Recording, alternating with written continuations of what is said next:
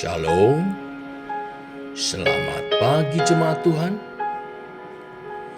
Berjumpa kembali dalam doa pagi online. Kau telah memilihku.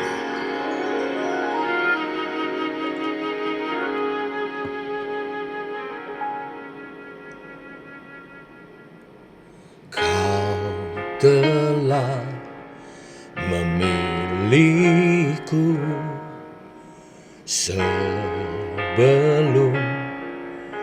dunia dibentuk. Betapa aku bersyukur padamu, ya Tuhan Allahku. Kau telah memanggilku sebagai alat kerajaanmu. Betapa aku bersyukur padamu atas perbuatanmu.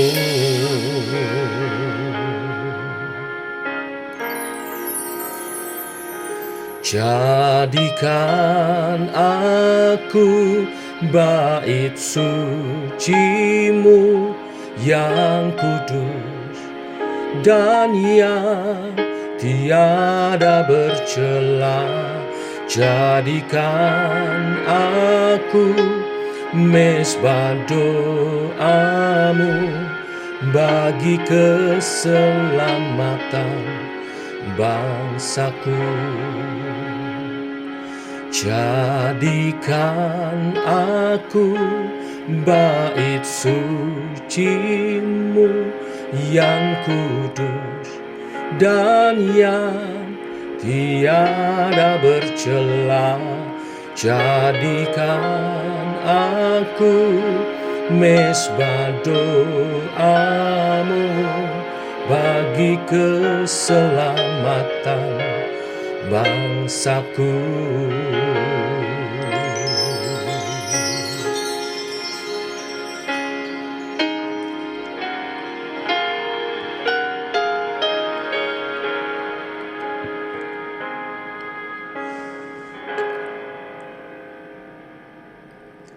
Kau telah memilihku sebelum dunia dibentuk. Betapa aku bersyukur padamu, ya Tuhan Allahku. Kau telah memanggilku sebagai alat kerajaan-Mu. Betapa aku bersyukur padamu atas perbuatanmu. Jadikan aku bait suci-Mu yang kudus dan yang tiada bercela. Jadikan aku mezbah doa-Mu bagi keselamatan bangsaku. Jadikan aku bait suci-Mu yang kudus dan yang tiada bercela. Jadikan aku mezbah doa-Mu bagi keselamatan bangsaku. Oh, keselamatan bangsaku. Jadikan aku Tuhan alat kerajaan-Mu. Jadikan aku Tuhan mezbah doa-Mu. Jadikan aku Tuhan bait suci-Mu yang kudus dan yang tiada bercela. Jadikan aku Tuhan mezbah doa-Mu bagi keselamatan bangsaku.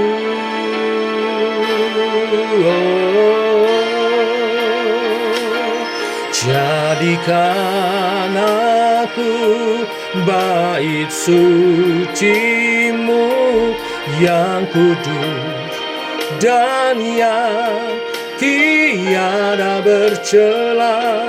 Jadikan aku mezbah doa-Mu bagi keselamatan bangsaku. Jadikan aku bait suci-Mu yang kudus dan yang tiada bercela. Jadikan aku mezbah doa-Mu bagi keselamatan bangsaku. Bagi keselamatan bangsaku. Bagi keselamatan bangsaku.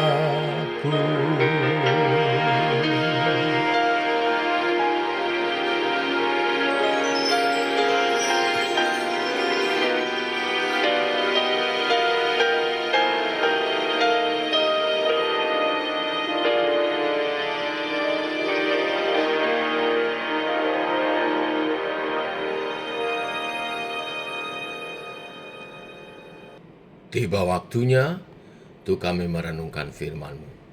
Firman-Mu lah suluh dan terang bagi jalan kami. Berfirman Tuhan, terangi jalan kami, tuntun langkah kami. Dalam nama Tuhan Yesus Kristus. Amin. Bapak Ibu, kita lanjutkan renungan firman Tuhan pagi ini. Saya memberi judul, Kamu adalah Bait Roh Kudus. 1 Korintus pasal 3 ayat 16-23. Demikian firman Tuhan. Tidak tahukah kamu bahwa kamu adalah bait Allah dan bahwa Roh Allah diam di dalam kamu? Jika ada orang yang membinasakan bait Allah, maka Allah akan membinasakan dia. Sebab bait Allah adalah kudus dan bait Allah itu ialah kamu. Janganlah ada orang yang menipu dirinya sendiri. Jika ada di antara kamu yang menyangka dirinya berhikmat menurut dunia ini, biarlah ia menjadi bodoh, supaya ia berhikmat. Karena hikmat dunia ini adalah kebodohan bagi Allah. Sebab ada tertulis, Ia yang menangkap orang berhikmat dalam kecerdikannya. Dan di tempat lain, Tuhan mengetahui rancangan-rancangan orang berhikmat. Sesungguhnya semuanya sia-sia belaka. Karena itu, janganlah ada orang yang memegahkan dirinya atas manusia. Sebab segala sesuatu adalah milikmu. Baik Paulus, Apolos maupun Kefas, baik dunia hidup maupun mati, baik waktu sekarang maupun waktu yang akan datang, semuanya kamu punya. Tetapi kamu adalah milik Kristus dan Kristus adalah milik Allah. Sampai di sini pembacaan firman Tuhan. Bapak Ibu jemaat Tuhan, kamu adalah bait Roh Kudus. Adalah kalimat yang dipakai Rasul Paulus untuk menasihati jemaat di Korintus yang terpecah kubu. Ada yang kubu Paulus, kubu Apolos, atau juga Kefas. Inti perpecahan itu mereka bangga sama manusia dan hikmat dunia. Paulus berusaha meluruskan dengan nasihat bahwa kamu itu bait Roh Kudus, bangunan Allah yang fondasinya dibangun atas dasar Kristus. Bagaimana kita memahami nasihat Paulus ini supaya juga mengaplikasikannya dalam kehidupan kita sebagai umat Tuhan? Yang pertama, kita memahami bait Allah sebagai identitas. Saya baca sekali lagi ayat 16-17. Tidak tahukah kamu bahwa kamu adalah bait Allah dan bahwa Roh Allah diam di dalam kamu? Jika ada orang yang membinasakan bait Allah, maka Allah akan membinasakan dia. Sebab bait Allah adalah kudus, dan bait itu adalah kamu. Kata kamu di sini pakai kata naos dalam bahasa Yunaninya. Artinya kamu jamak.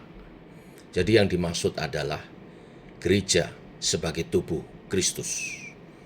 Ya, persekutuan orang percaya adalah bait Roh Kudus. Memang bait Roh Kudus juga bicara pribadi-pribadi. Jadi di sini ada dua ya, pribadi-pribadi tetapi juga kelompok. Nah, yang terjadi di kasus ini adalah kelompok gereja Tuhan, umat Tuhan yang tidak boleh terpecah-pecah karena yang menyatukan mereka dalam persekutuan orang kudus adalah Roh Kudus. Dikatakan Roh Allah diam di dalam kamu. Bahasa aslinya katoikeo, menetap, tinggal permanen, bukan numpang lewat. Sejak kita lahir baru dan bersatu di dalam tubuh Kristus, yaitu gerejanya, persekutuan orang kudus, kita itu menjadi bait Allah, bait Roh Kudus, di mana Roh Kudus diam di dalam persekutuan orang percaya. Jika ada bibit-bibit perpecahan, itu sama dengan ingin membinasakan bait Allah. Dan Allah tidak suka dibinasakan Allah kalau kita terpecah-pecah. Maka kita mesti menjaga kesatuan itu. Kata membinasakan ini kelihatan keras. Kenapa? Karena perpecahan biasanya karena ajaran sesat, dosa seksual, gosip, itu menghancurkan kesatuan gereja. Kalau ada di antara kita yang sengaja merusak kesatuan gereja, Tuhan akan sangat marah. Hal kedua, Rasul Paulus ingin berbicara tentang apa yang menjadi fondasi bangunan Allah ini dan bagaimana kita membangunnya. Ayat 18-20 saya kutip sekali lagi. Janganlah ada orang yang menipu dirinya sendiri. Jika ada di antara kamu yang menyangka dirinya berhikmat menurut dunia ini, biarlah ia menjadi bodoh supaya ia berhikmat. Tuhan mengetahui rancangan-rancangan orang berhikmat. Sesungguhnya semuanya sia-sia. Jangan menipu diri sendiri. Jemaat Korintus merasa sok rohani karena pandai berdebat. Sehingga terjadi kubu-kubu. Ada kubu Paulus, Apolos, juga Kefas. Paulus mengingatkan, itu kebodohan. Hikmat dunia membangun kesombongan, membangun dengan kesombongan, dan mengakibatkan perpecahan, saling membanding-bandingkan. Itu bukan bahan bangunan yang baik untuk membangun bait Allah. Bait Allah tentunya dibangun dengan bahan-bahan yang khusus. Yang jelas bukan dengan hikmat manusia. Tukang bangunan yang baik tahu tidak mungkin membangun rumah 3 lantai tingkat pakai bahan kardus bekas atau lem kayu. Demikian bahan bait Roh Kudus adalah bahan-bahan spesial, yaitu kekudusan, kesatuan, kebenaran. Kalau ada bahan-bahan yang remeh seperti gosip, iri hati, ambisi, tentu bait itu akan roboh. Maka Paulus mengingatkan supaya kita membangun dengan bahan bangunan yang berkualitas.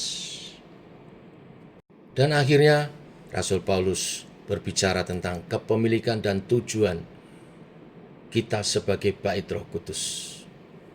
Ayat 21-23. Karena itu janganlah ada orang yang memegahkan dirinya atas manusia, sebab segala sesuatu adalah milikmu, baik Paulus maupun Apolos maupun Kefas, baik dunia maupun hidup maupun mati, baik waktu sekarang maupun waktu yang akan datang, semuanya kamu punya.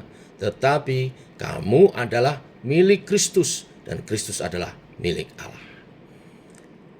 Poin pertama dari kepemilikan dan tujuan dibangunnya bait Allah, yaitu pertama, jangan memegahkan atas manusia.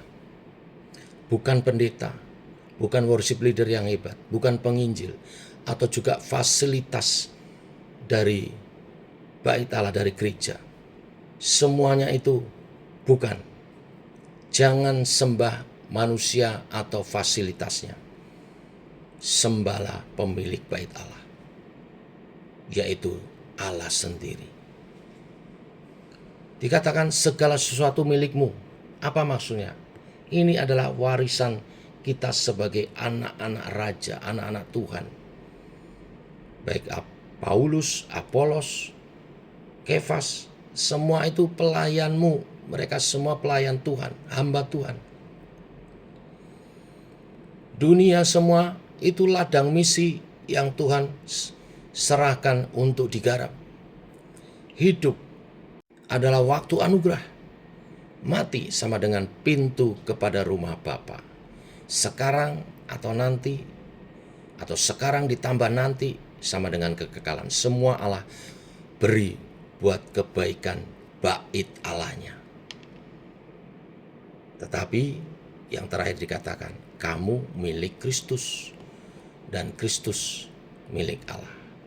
Ini rantai kepemilikan. Juga alasan kamu jadi bait Allah, bait Roh Kudus. Kenapa Roh Kudus mau tinggal di dalam kita yang berantakan? Karena kita milik Kristus. Karena kita di dalam Kristus. Bapa melihat Kristus di dalam kita, bukan dosa-dosa kita. Sebagai penutup, bait Allah di Perjanjian Lama biasanya untuk 3 hal ini.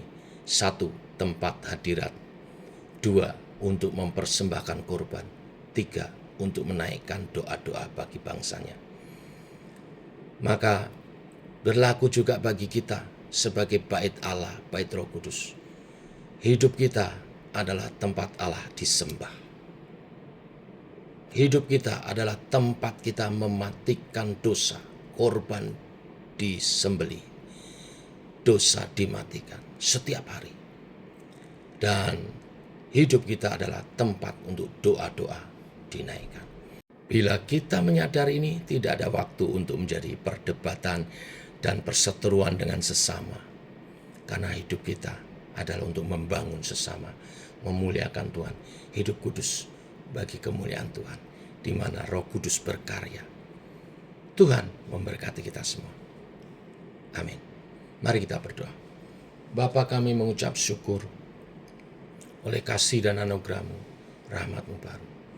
Biarlah hidup kami menyatakan Tuhan di dalam kami, Roh Kudus yang berkarya, sehingga nampak dalam karakter-karakter ilahi yang nyata dalam tutur kata, perbuatan, dan tingkah laku kami, yang menjadi berkat bagi sesama, membangun bukan menjatuhkan, memulihkan bukan menghancurkan, menyembuhkan bukan menyakiti. Biarlah Roh Kudus berkarya terus, dan bait-Mu boleh makin dikuduskan, baik secara pribadi maupun dalam komunitas kami bergereja di GKI Sema. Dalam nama Tuhan Yesus Kristus. Amin. Demikian saudara doa pagi kita. Selamat pagi. Shalom.